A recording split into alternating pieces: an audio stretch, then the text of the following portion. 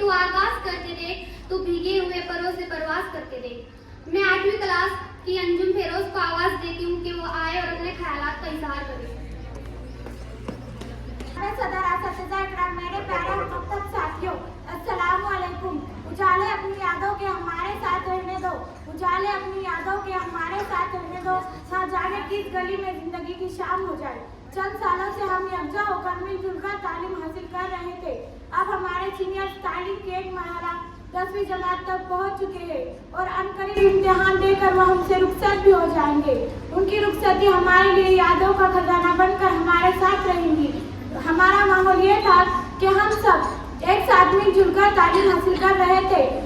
एक साथ बैठना, उठना, खेलना, कूदना, एक दूसरे से अपने ख्यालात का इजहार करना, ये सब बातें नाकाबिले फरामोश है।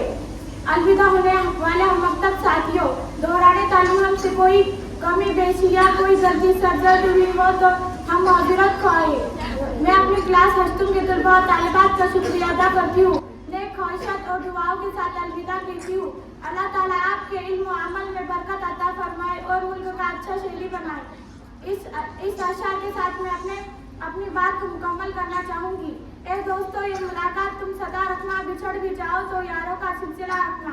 ए दोस्तों, ये मुलाकात तुम सदा रखना, बिछड़ भी जाओ तो यारों का सिलसिला रखना। बुझा दो जितने भी हो आज नफरतों के चिराग, बुझा दो जितने भी हो आज नफरतों के चिराग, बस अपने पास मोहब्बत का दिया रखना।